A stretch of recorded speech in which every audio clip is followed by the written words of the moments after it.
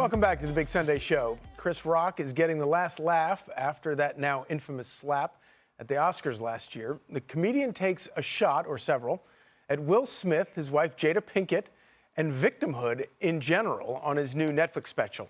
Watch this. Y'all know what happened to me, getting smacked by Suge Smith. People like, did it hurt?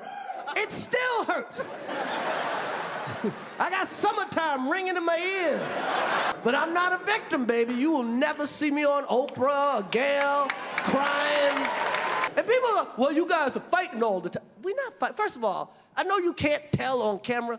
Will Smith is significantly bigger than me. We're not the same size, okay?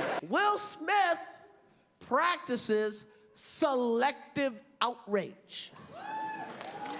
Practices selective outrage. Because everybody knows what the happened. Everybody that really knows I had nothing to do with that. I didn't have any entanglements. None of us have ever been interviewed by the person that cheated on us on television. She hurt him way more than he hurt me, okay? Okay? A lot of people go, Chris, how come you didn't do nothing back? How come you didn't do nothing back that night? Because I got parents. That's why. Because I was raised.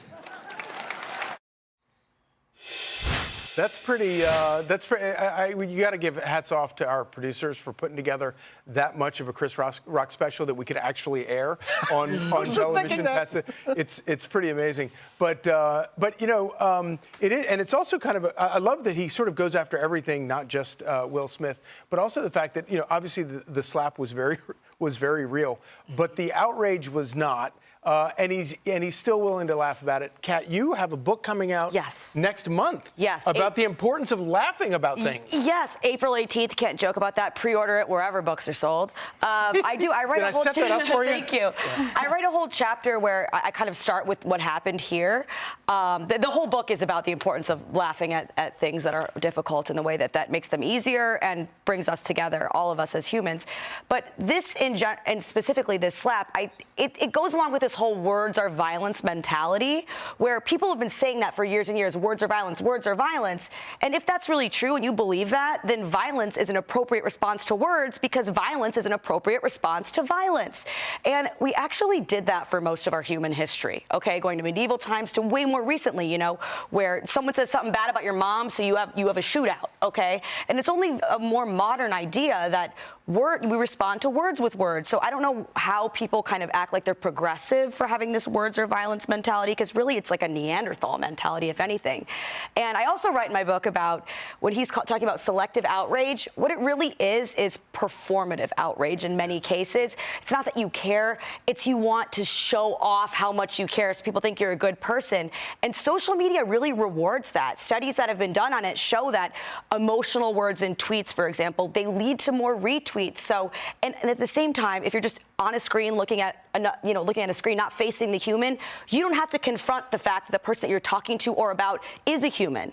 And you don't have to, you just sit there and you can just say whatever and get to feel so, or you can just quote tweet and say this, or quote tweet and say wow, and you get to feel good about yourself and show off you're such a good person, but not have to actually look that person in the eye if that causes any problems for them. And I love that, he invokes his own parents, and he talks about he's not going to be a victim. I mean, it's that's refreshing. Yeah, it is. Didn't see that coming, right? And I love the fact that he called out this marriage for what it is, right? It's an open relationship. It's like the open borders of marriages, right? And the fact that Chris Rock actually called that out and said, boy, you know, your wife probably has hurt you more than you can ever hurt me. That's something. And Will Smith, by the way, has a history of all this, by the way. He was arrested for assaulting his record promoter, nearly caused him to lose his sight. That was in 1989. He slapped a reporter on the red carpet at the Men in Black 3. I know you love that movie, Men in Black 3 premiere in 2012. So he has a history of doing this. And now he goes from being seen as a good guy in Hollywood, right? You watch Independence Day, you root for Will Smith, they're Men in Black. Ali, all these great movies. Now I don't know if he's employable to the extent that he was to get the $10, $20 million movie deals anymore. Will Smith is now, this defines him, and that's a problem. So it's almost like you've got Chris Rock is almost kind of like he's like a figure for kids to look up to. Yeah. In terms of all this. I agree, and it is a cue to parents, I think, out there. When he started talking about his parents, I thought that was so brilliant, because I think right now we're in this moment where kids are being taught to be easily offended, and that actually can be it can be dangerous in a way that they just kind of they can ostracize themselves from society. You can do that because there is the collective offended, and they all hang out together. But then that just turns into an echo chamber.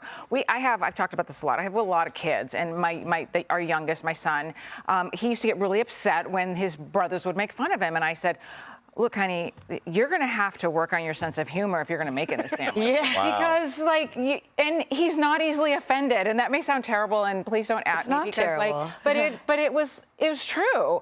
Because he had to give it as good as he got it, and he did. Oh. That's the beauty of having brothers and sisters. Yes. There's no sacred ground between brothers and sisters. You get destroyed for everything stupid that you do, and you get a nice reflection of yourself. I'm so borrowing that, Alicia.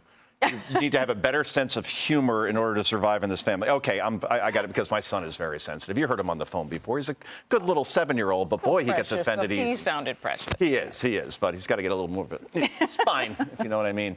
By the way, Chris Rock, boy, he's benefiting from this, isn't he? Oh, yeah. You know, both financially and from an integrity perspective, the sky's the limit for him. That's for sure, Charlie. Oh, yeah. No, it's great. Hi, everyone. I'm Brian Kilmeade. I want you to do me a favor. I want you to click to subscribe to the Fox News YouTube page. This is the only way that I know for sure that you're not going to miss any great commentary, any great news bites, any great interviews coming your way on Fox. You can get it all here on YouTube. So subscribe right now.